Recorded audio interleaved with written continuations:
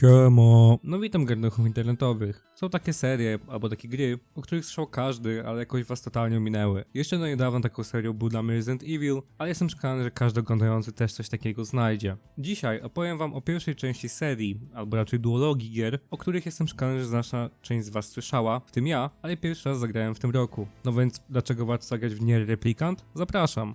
Zanim o samym Nierze, to warto wspomnieć, że te gry są częścią większego uniwersum. Jeśli ktoś chciałby poznać historię całego świata przedstawionego, musiałby też zagrać w gry z serii Drakengard, bo wydarzenia się w pewnym stopniu łączą. Właściwie to jedno z zakończeń pierwszej części jest bezpośrednim powodem tego, czemu świat w Nierze wygląda tak, a nie inaczej. Natomiast nie jest to konieczne. Historię tej gier można ocenić w pełni bez znajomości Drakengarda, a sam Drakengard zestarzał się bardzo mocno. Dodatkowo pewne wątki na tych gier są, no powiem tak, zapoznanie się z fabułą tej gier to był bardzo dziwny rabbit hole, do którego nie każdy jest przygotowany mentalnie, więc jeśli ktoś z was wpadnie na taki pomysł, to proszę bardzo, wiedzcie po prostu, że was ostrzegałem. Nier Replicant, przynajmniej ta wersja na Steamie, to remake tudzież update gry wydanej na PS3. Istnieje niezerowa szansa, że graliście w innego Niera, jeśli graliście w oryginał, dlatego że gra wyszła w dwóch wersjach. Replicant i Gestalt. Z tego co się zorientowałem po internecie, to gry są w dużej mierze takie same, poza tym, że główny bohater w pierwszej części to młody chłopak, a w drugiej to dorosły facet. W obu przypadkach jego kanoniczne imię to Nier. Jedyna odczuwalna różnica pomiędzy tymi wersjami to fakt, że w pierwszym przypadku główną osią jest relacja rodzeństwa, no czyli brata i siostry, a w drugim relacja ojca ze swoją córką. Gra jest action RPG z elementami bullet hell, gdzie musimy unikać dużej ilości pocisków albo rozbijać je za pomocą naszych. System rozwoju postaci jest dość złożony, mimo że na pierwszy rzut oka taki się nie wydaje. Co poziom rosną podstawowe statystyki, takie jak HP, mana czy obrażenia i nie mamy na to wpływu. Wpływ mamy natomiast na to, jakie magiczne słowo zakładamy. Każdy przeciwnik ma szansę wydropić nam magiczne słowo, które ma wpływ na właściwości broni, albo czaru, albo nawet akcje, jakie możemy wykonywać w grze. Magiczne słowa mogą również dawać inne efekty w zależności od tego, na co je założymy. No więc dane słowo może na przykład dawać plus 5% obrażeń fizycznych, jeśli jest założone na miecz, plus 4% regeneracji many na zaklęciu, albo plus 5% HP, jeśli założymy to na umiejętność falowania. To daje nam naprawdę sporo możliwości, jeśli chodzi o to, jak chcemy grać i czy chcemy skupić się na waleniu z miecza, czy na spamowaniu czarami. Możemy chociażby uzbroić się w najlepsze słowa, które zwiększają nam przebicie pancerza, obrażenia fizyczne i HP, przez co Nier staje się typowym rycerzem, albo wrzucić wszystko w many i obrażenia magiczne i grać takim Nierem magiem. Gra daje nam też dość sporo możliwości, jeśli chodzi o walenie z łapki, no bo dostajemy 3 typy broni, którymi główna postać może się posługiwać. Są to miecze oburęczne, jednoręczne i włócznie, no i każdy typ broni ma swój moveset i same bronie możemy też ulepszać, więc jest jakaś tam przestrzeń do zabawy. No i mamy też same czary. W grze mamy dostęp do 8 różnych czarów, które mają różne zastosowania i efekty. Dodatkowo każde zaklęcie można naładować, co zmienia efekt samego zaklęcia, albo po prostu sprawia, że jest w jakiś sposób silniejsze. Tutaj właściwie jest mój pierwszy z dwóch dużych problemów z tą grą. Mimo tego, że czary różnią się od siebie dość znacząco, to gra nigdy mnie nie zmusiła do eksperymentowania z nimi.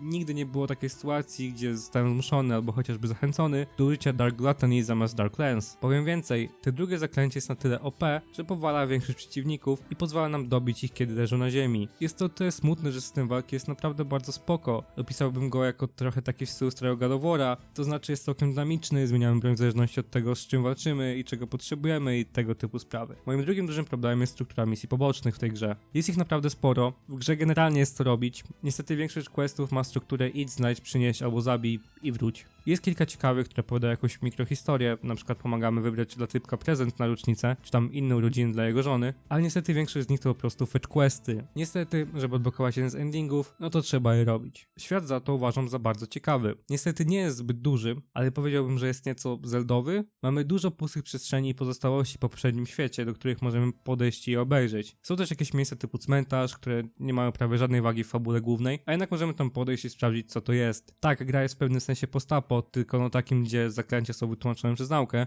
będzie to miało więcej sensu, jak przejdzie do fabuły. Na razie musimy wierzyć, że gra wbrew pozorom jest bardzo zrozumiała, jeśli spędzimy z nią tyle czasu, ile nas prosi. Naszym głównym zajęciem jest eksploracja różnego rodzaju lochów i walka w nich, no i te lochy są spoko. Są na tyle różne od siebie, że nawet robienie ich po 2 razy nie jest jakimś dużym problemem, ale nie są na tyle ciekawe, żeby zapamiętać się na dłużej. Gra parokrotnie zmusza nas do zrobienia tego samego lochu więcej niż raz, no ale dzięki ich designowi jest to całkiem znośne. Naszymi głównymi zajęciami podczas eksploracji jest rozwiązywanie zagadek, walka z przeciwnikami i bossami, ale często też gra rzuci nam jakąś kompletnie unikalną mechanikę, pokroju chwilowej zmiany gry w grę typu shoot'em up. W ramach kontry natomiast gra bawi się zarówno perspektywą, jak i strukturą dość mocno. Kamera często będzie przyjmować różne pozycje, np. przykład z góry albo z boku, tak że gra zmienia się w coś niby 2D. Struktura bawi się w ten sposób, że na przykład mamy quest, w którym gra się zmienia w takiego niby rezydenta, albo quest, gdzie gra zmienia się w tekstowego RPGa. Bardzo fajne i cieszę się, że twórcy podjęli tego typu eksperymenty. Na szczęście też gra nam daje dość spory wachlarz regularnych mobków do bicia i całkiem unikalny zestaw bossów, więc pod tym kątem w walce nie ma nudy. Jak już przechodzimy do sekcji na temat fabuły, to tutaj będzie jeden wielki spoiler warning. Gra wymaga kilku przejść w celu poznania całości, kolejne przejścia dają nam dodatkowe dialogi, więcej kontekstu do różnych wydarzeń, no i niektóre walki z bossami wyglądają inaczej. Poza jednym przypadkiem zawsze wracamy do aktu drugiego, zaczynając nowe przejście, więc to też nie jest tak, że grę przechodzimy wielokrotnie w całości. Ciężko mówić o replikancie bez zaspoilerowania czegoś z gry, bo ta jest niemożliwa do zrozumienia po pierwszym przejściu, a bez znajomości pewnych faktów i kontekstu nie za bardzo da się na jej temat dyskutować. Postaram się to ograniczyć do minimum, natomiast pewne twisty będę musiał przedstawić na rzecz stawiania argumentu. Przewincie sobie do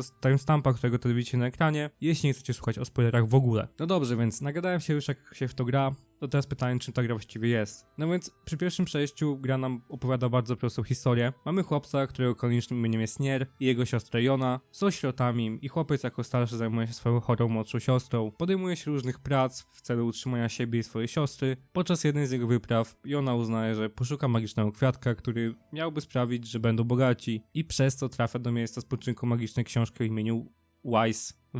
Jakoś tak. Grimoire okazuje się kluczowy do znalezienia lekarstwa na chorobę dziewczynki. Przynajmniej tak się wydaje, no więc ruszamy na wyprawę w poszukiwaniu zapieczętowanych wersetów. Po drodze spotykamy kompanów, półopętaną przez cień dziewczynę Kainę i chłopca o wyjątkowych umiejętnościach magicznych imieniem Emil. Po znalezieniu wszystkich wersetów wioska Nira zostaje najechana, a w trakcie najazdu Jona zostaje porwana. I zaczynamy drugi akt, gdzie naszym celem jest znalezienie Lorda Cieni i odzyskanie naszej siostry. W tym momencie takim głównym questem, powiedzmy, tak nazwijmy, jest odnalezienie kamieni, które jak się potem okaże są kluczowe w celu odnalezienia głównego złego gry. Tutaj niestety wkrada się trochę powtarzania starych lokacji, ale częściej niż rzadziej jest to zrobione ze smakiem. To znaczy w starych miejscach dostajemy nowe rzeczy do roboty, albo na przykład układ danego lochu się zmienia. To bardzo ogólny opis tego, co się w grze dzieje. Ktoś tutaj mógłby powiedzieć, że no kurwa, kolejna sztampowa historia z Japonii, gdzie chłopiec idzie na questa, żeby finalnie zabić Boga. No i powiem tak, zgodziłbym się z wami, gdyby nie po pierwsze fakt, ile szczegółów w tej historii pominąłem specjalnie, a po drugie dość unikalny sposób narracji, czy też raczej przedstawiania faktów ze świata przedstawionego. Pod koniec gry dostajemy też parę twistów. Okazuje się, że ludzie, których spotykamy, to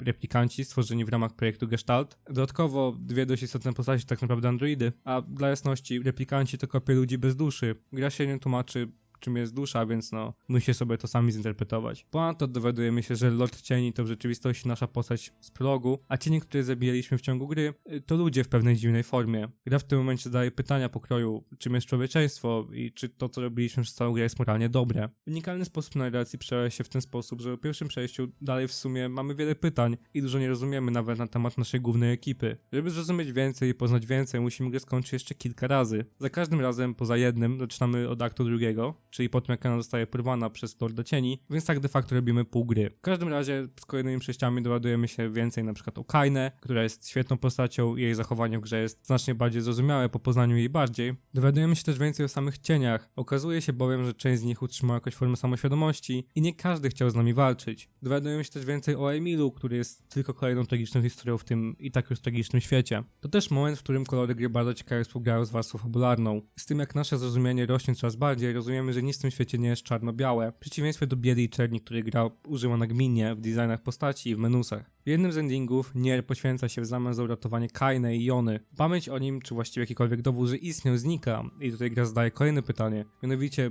czy jeśli nic po tobie nie pozostało, to czy kiedykolwiek żyłeś? W wersji steamowej, czyli w tej odświeżonej, doszedł jeszcze jeden ending, który łączy replikant i automatę. Jeśli dobrze rozumiem, zakończenie E jest tym kanonicznym i prawdziwym w tym momencie. Wymaga ono nieco grindu, bo wymaga przejścia gry jeszcze raz od zera, natomiast moim zdaniem warto, bo zadaje najciekawsze pytanie ze wszystkich. Czy jeśli nie udało się osiągnąć celu podróży, to czy ta podróż miała znaczenie? Jak powinniśmy traktować naszą podróż w momencie, kiedy stało się podczas niej tak dużo, a jednak nie udało nam się osiągnąć celu? No i co ze wszystkimi poświęceniami po drodze? Nie udzielę wam odpowiedzi na żadne pytanie postawione przez grę. Nie jestem tutaj od tego. Chętnie dyskutuję z wami w komentarzach, natomiast uważam, że każdy powinien dojść do swoich własnych konkluzji. Na moment pisania tego scenariusza nie skończyłem jeszcze automaty, więc nie powiem się, która gra jest lepsza. Z obcowaniem z twórczością Yokotaro jest tak, że zabiera na was w podróż. Na grę nie gracie tylko w grę, ale też rozmawiacie ze sobą i czytacie jakieś nowelki postawione w świecie gry. Jest to podróż, która przynajmniej mnie poruszyła i mam nadzieję, że ktoś jeszcze uzna ją za ciekawą i więcej ludzi da szansę tej duologii gier. Natomiast to było na tyle na dzisiaj. Dajcie znać w komentarzu, co myślicie o Nirze.